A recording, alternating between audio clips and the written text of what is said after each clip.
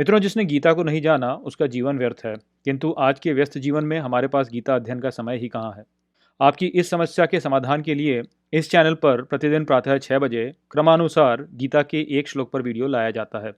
केवल 5 से 10 मिनट के हमारे वीडियो को प्रतिदिन देखकर आप संपूर्ण गीता का अध्ययन पूरा कर सकते हैं। चैनल को सब्सक्राइब कीजिए और घंटी के आइकन को दबा दीजिए। हर सुबह 6 बजे वीडियो आपके लिए उपलब्ध होगा। कीजिए अपने दिन की शुरुआत भगवत गीता के श्लोक के साथ। जो श्लोक आपके पीछे छूट गए हैं उनके लिए प्लेलिस्ट का लिंक नीचे डिस्क्रिप्शन में उपलब्ध है। वहां जाकर आप पिछले वीडियो देख सकते हैं। चलिए आज के वीडियो को आरंभ करते हैं। आपूर्यमाणम अचल प्रतिष्ठम समुद्रम आपः प्रविश्यन्ति यद्वत् तद्वत् कामायम प्रविश्यन्ति सर्वे स शांतिमाप्नोति न काम कामी।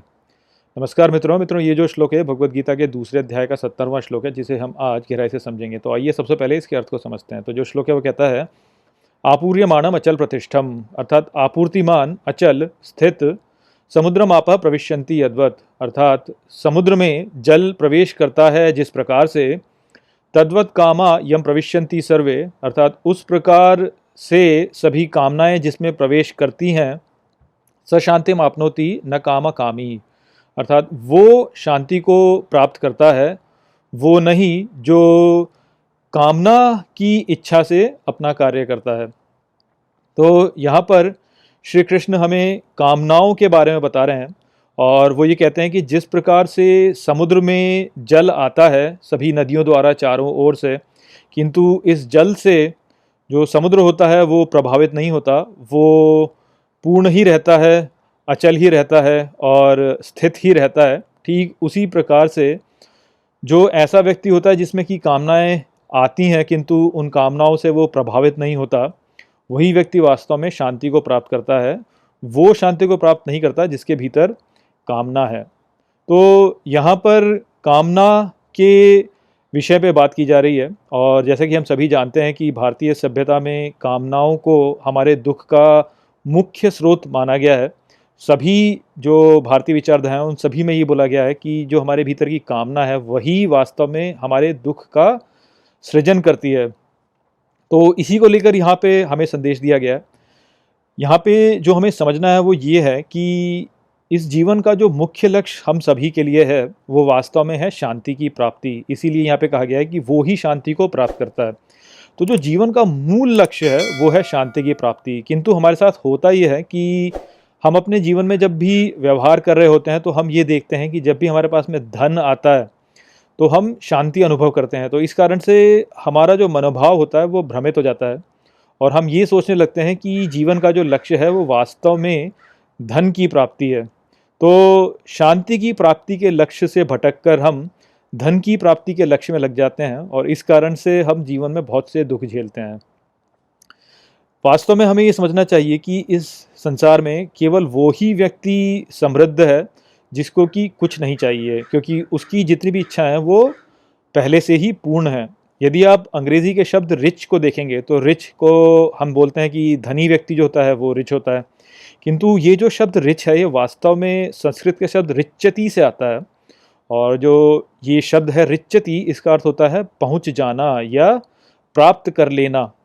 तो रिच जो व्यक्ति है वो वास्तव में वो व्यक्ति है जिसने कि जीवन के लक्ष्य को प्राप्त कर लिया, ना कि वो व्यक्ति जो कि धन कमा चुका है। तो ये जो जुड़ाव है रिच का धन से वो वास्तव में हमारे भ्रम का ही प्रतीक है कि हमने जीवन के लक्ष्य को धन की प्राप्ति कर लिया है, ना कि जीवन के लक्ष्य को शांति की प्राप्ति करना। तो वास्तव में जीवन में जो लक्ष्य हमारा होना चाहिए वो है शांति की प्राप्ति। वही व्यक्ति वास्तव में समृद्ध है जिसके पास शांति है, वो व्यक्ति नहीं जिसके पास में धन है या जिसके पास में कामना है। यदि आपके पास में कामना है तो इसका अर्थ यह है कि आप अभी अपने जीवन में अपने लक्ष्य तक नहीं पहुँचे। तो यदि आप अपने जीवन में अपने लक्ष्य तक नहीं पहुँचे तो आप रिच हैं ही नहीं वास्तव में। तो आपके पास में वास्तव में शांति कहाँ से आएगी फिर। तो यही बात है यहाँ पे कि जिस व्यक्ति के भीतर कामना है, जो कि और चाहता है, जो इस संसार से और चाहता है, वो व्यक्ति कभी शांति प्राप्त ही नहीं कर सकता, क्योंकि वो जो व्यक्ति है वो पूर्ण नहीं हुआ।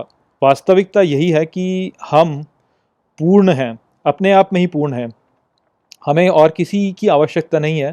जो भी हमें चाहिए वो वास्तव में हमारे पास पहले से ही है, क्योंकि जो हमारा वास्तविक स्वरूप है वो वैसे भी सच्चिदानंद है। तो इसमें जो सच्चिदानंद स्वरूप है, इसको किसी और बाहरी स्रोत की आवश्यकता नहीं है। ये बिल्कुल एक समुद्र के रूप में है जो कि अपने आप में भरपूर है।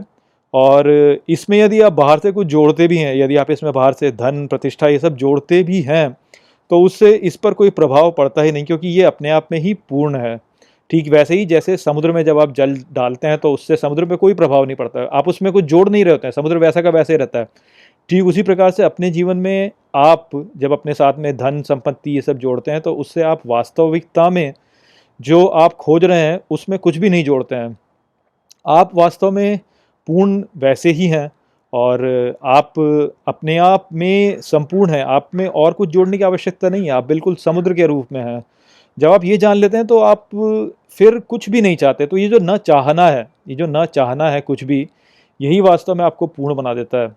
और यही जो समझ है वही वास्तव में जीवन का लक्ष्य होना चाहिए। तभी हम वास्तव में जीवन में शांति प्राप्त कर सकेंगे, जब हम स्वयं में ही संतुष्ट होंगे। बाहर से कुछ भी कामना या कुछ भी धन जब हमारे पास आता भी है तो उसका हम पर जब कोई प्रभाव नहीं पड़ता है, तो वही वास्तव में संपूर्णता का प्रतीक है। तो यही संदेश है जो कि यहाँ पे श्री कृष्ण दे रहे हैं। आशा करता हूँ कि मैंने आपको ये अच्छे से समझा दिया होगा। चलिए इसी के साथ इस वीडियो को यहीं पर समाप्त करते हैं। नमस्ते। वीडियो को अंत तक देखने के लिए धन्यवाद। यदि आपको ये वीडियो पसंद आया हो तो इसको अपने प्रियजनों के साथ में साझा करें और इस ज्ञान को और फैलाएं। यदि आपके पास कोई भी प्रश्न है तो मुझसे इंस्टाग्राम पर जुड़िए। वहाँ पर मैं हर शनिवार रात को एक लाइव Q&A सेशन रखता हूँ और आप मुझसे वहाँ पर अपने प्रश्न पूछ सकते हैं। जय श्री कृष्ण।